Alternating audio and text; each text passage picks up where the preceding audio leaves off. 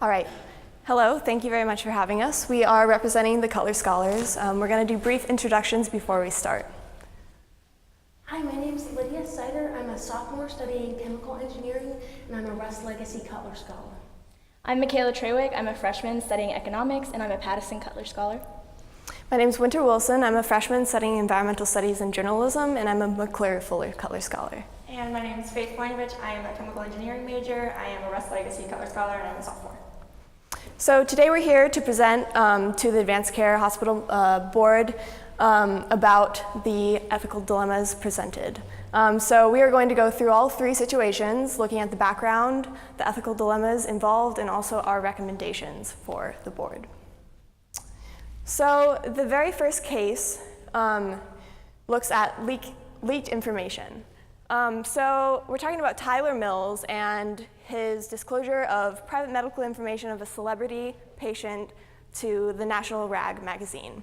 He did receive compensation, which is important to note, as well as disclose this information to fellow employee D. Harrington, who then did not report to Dr. Ehrlich. A different employee found out about the information, reported to Dr. Ehrlich, and this is our ethical dilemma. So our main stakeholders are the hospital, Dr. Ehrlich, Sledge, National Rag, as well as Tyler Mills and D. Harrington. So looking at the dilemmas in front of us, legally we do have the Health Insurance Portability and Accountability Act, also commonly known as the HIPAA laws, saying that disclosure of medical information to a third party is a violation of these HIPAA laws. However, there's also the ethical side of this. So, for example, the American Health Information Management Association Code of Ethics talks about having the individual's right to privacy. So in ethics, we talk a lot about minimizing harm to all parties involved, so that's important to consider as well. We would also like to know that D. Harrington is liable for an unknown violation of HIPAA laws, but she is punishable by a lesser fine than Tyler Mills and the hospital. The hospital is, in this case, responsible for the actions of Tyler Mills. So recommendations would be to terminate Tyler Mills. He did receive compensation for this leakage, which is also a corrupt action. He is also a HIPAA liability, and like we said before, the hospital is responsible for Tyler Mills, so they are in violation of the HIPAA laws as well. Tyler Mills did violate that code of ethics that we mentioned earlier. Keeping Mills could threaten the authority of the rules and regulations that are put in the hospital, in place in the hospital. This is also an instance I'd like to note, and this goes to, this works for across the board in all three ethical dilemmas, is that when you make these ethical decisions, you are setting a culture of ethics within the hospital. So it's important to make decisions that uphold the ethical principles. I would also like to note that the hospital is an educational hospital, so the decisions made also set an example for those that the hospital is educating. So in regards to D. Harrington, we would like to warn her, just give her a light warning, say that that was a breach of ethics. Also, she is in violation of the HIPAA laws, and that we need her to report any future HIPAA violations. But there's also that moral and ethical obligation as well.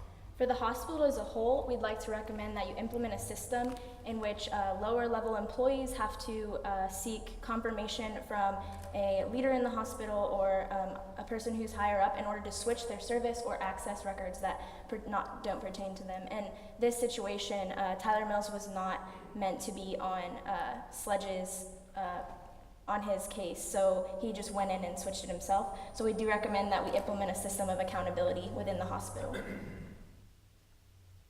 Okay, so to move on to our second dilemma, we are talking about the database hacking. And along with this, what occurred was there was one patient whose HIV status was leaked. His employer was able to get a hold of this and fired the patient upon finding out about this. The patient is currently pursuing legal action against both the hospital and their employer, And our stakeholders in this case are the hospital, Dr. Ehrlich, our patient, ProPatient, which is the database we use to hold our information, and moving from that onto our ethical dilemmas that are tied into this. So first up, without a doubt, the employer who fired the HIV positive patient is going against the Americans with Disabilities Act. There's no way around that. That was an absolutely incorrect illegal action and an unethical action taken by that company. HIV is a disease that is protected by the Americans with Disabilities Act, and that's why those are illegal actions. Going into that, the hospital is in breach of HIPAA and the AHIMA, and this is because they did not take the appropriate measures to safeguard the information by using ProPatient, which did not encrypt the data. Colloquially in the hospital industry, as I'm sure our board would know, the term is encrypted or burn it. And when there have been similar cases of information being leaked, the hospital has had to pay hefty fines. So moving forward into our recommendations, we would say that we need to make sure that our hospital data is protected in a system that has encrypted this data so we can avoid an issue like this happening again. In a similar hospital where 200 medical records were leaked because there was a lost laptop, they had to pay fines upwards of $1.3 million. So while there will be some money that goes into switching over to another system to protect the data, that's absolutely worth it, both monetarily to avoid fines like this in the future, and ethically to make sure that our patients' data is not getting out there into anyone else's hands. In addition to that, we are going to encourage the HIV positive patient to continue with their legal action against their employer especially, and understanding that we need to go forward as a hospital and be very transparent in the legal action they're taking against us because of our choice of using ProPatient as our database to protect files that were taken. So moving on to our third scenario is the hospital's handling of discarded medical waste. So the background of this case is a patient, Sheila Daniels, is suing the hospital for the use of her discarded medical waste in the creation of a successful cardiac tissue regeneration serum. Daniels claims that her genes are her personal property, and because of that, she's seeking financial compensation. In this situation, our stakeholders would be the hospital, Dr. Ehrlich, Sheila Daniels, Dr. Kilder, and Dr. Casey, whose care Sheila Daniels was in, as well as any patients in the future that would benefit from the successful tissue regeneration serum. So there are several past precedents that you can look at from a historical perspective, one of which is Moore versus Regents of the University of California. A very similar case, a patient, John Moore, was being treated at UCLA Medical Center for hairy cell leukemia, and upon examining him, and especially his spleen, they noticed that there were some unique traits of his white blood cells. During this procedure, he consented to medical waste being taken and disposed of. So the fact that his medical waste was used for research is not technically stolen because he consented to it being taken from him. He was not expecting it to be returned, so it was not stolen. An important distinction to draw between another historical case of Henrietta Lacks was that her medical waste, or her medical specimens, were taken from her without her consent, and because of that, her surviving family members were entitled to financial compensation. So the precedent set by this case states that medical waste is not personal property, and therefore Sheila Daniels is not entitled to any financial compensation because of this.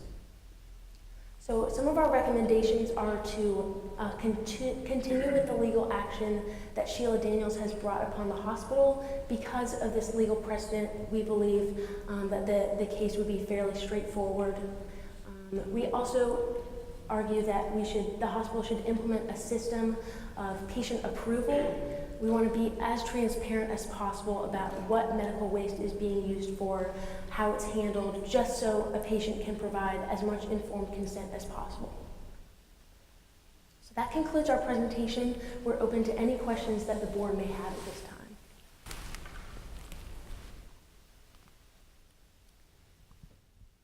Thank you. I'm concerned because what I'm seeing here are hefty legal bills. So perhaps with respect to the medical specimens that were given, we might win that case. I get it, but we're gonna have to pay a lot to win that case. In that case, probably wouldn't have even happened if it hadn't been for the hacking of the database. And one of you mentioned the fact that a relatively minor improper disclosure of information had a hefty fine associated with it, and that seems to be dwarfed, or this seems to dwarf that. So I'm looking at the legal bills and the amount of money this is going to cost us. And so I guess my question is what should we do from an accountability perspective related to this? We have people who are employed in the hospital system that were involved in these circumstances, and quite honestly, they're going to cost us a lot of money. And so my question is do you have any recommendations related to how we handle the other employees that were involved in these situations that are likely going to cost the hospital millions and millions of dollars? So in terms of our first case with Tyler Mills, it's fairly straightforward that he needs to be terminated and can no longer be a part of the hospital. That goes legally and also ethically to release a statement saying that this will not be tolerated. Why didn't you recommend firing Harrington as well? Well, D. Harrington was possibly accountable for a very small HIPAA violation fine. I think it was only up to $500, very minimal. So warning her in this case would be the better course of action because she is a hospital employee. She knows the systems.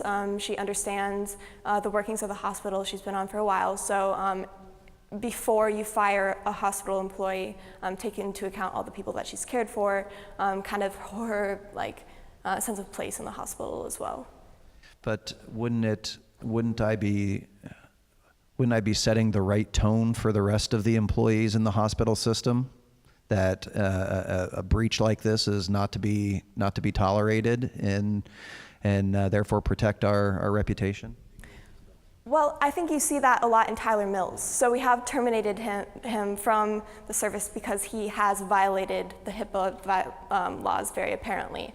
However, D. Harrington, we specifically said to give her a warning. So the next time that something like this happens, she is immediately terminated. I think that sets enough precedent, enough of a discouragement to other hospital employees. I would argue also that you're looking at facing more fines if you were to go through with trying to, fire and rehire all of these people. If fines is what concerns the board, going through the hiring process and the training process to train all these new employees, if you're trying to hold each person accountable for every step of the way, you would be facing some more costs. Yeah, just to be clear, I'm certainly, from a fiscal perspective, we're certainly concerned about the money that we're going to have to spend, not just in fines, but also in legal fees to deal with all this. But I'm going to guess I'm going to speak for the entire board here. We're most concerned about our reputation as a hospital and making sure that we're able to uphold that reputation. One thing I would like to say to that as well is that a lot of this is a case of ethics.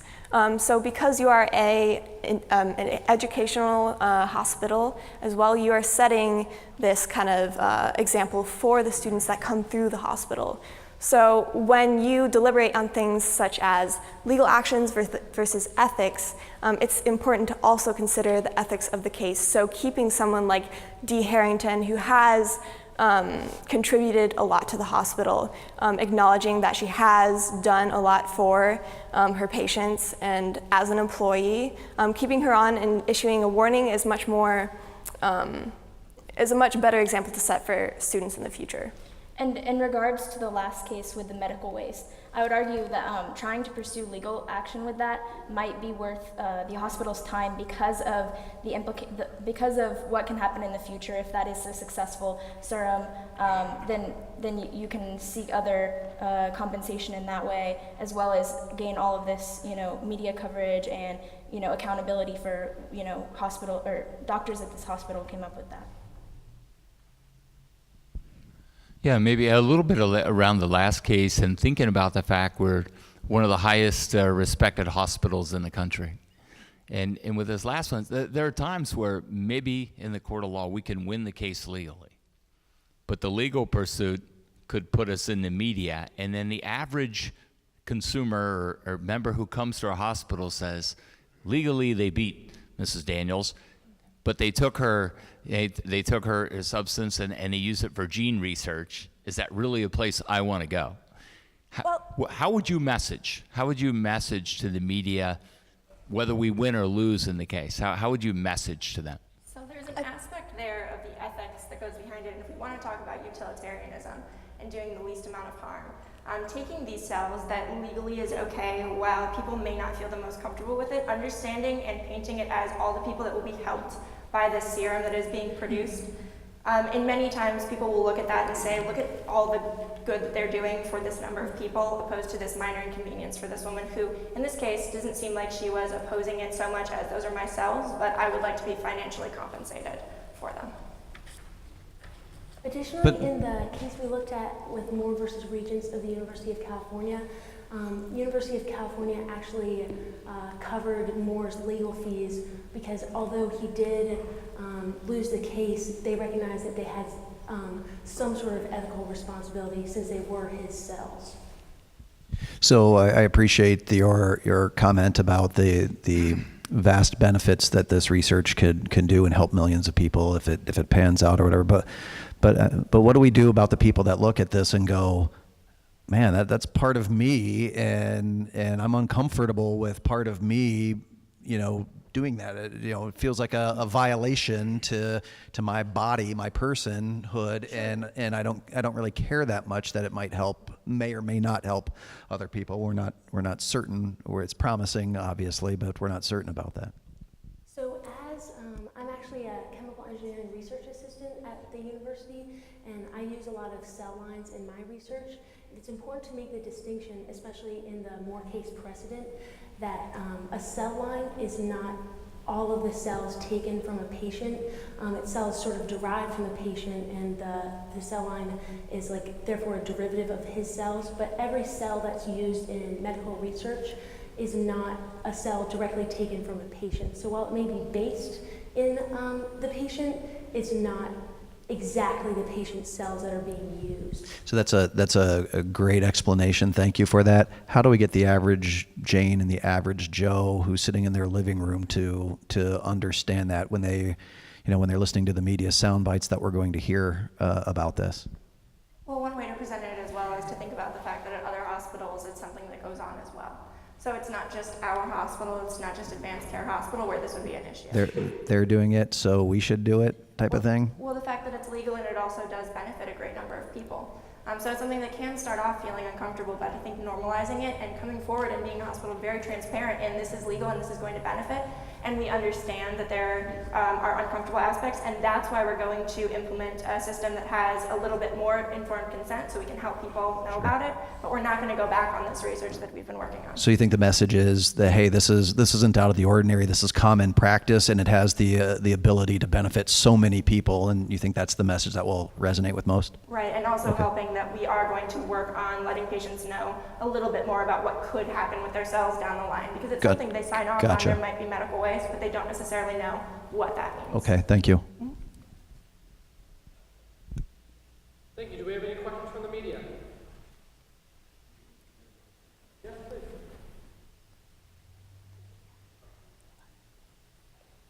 Hi. So I'm just wondering in regards to the hack, because everyone's patient information was released to the public, not just the 2 patients that you focused on, what your hospital response is to that, especially since your entire database of patients are now susceptible to identity theft and significant other problems. So we did suggest that they go forward with encrypting the data. Pro-patient may not be the system that we want to work with, but if it is, they do need to encrypt that data.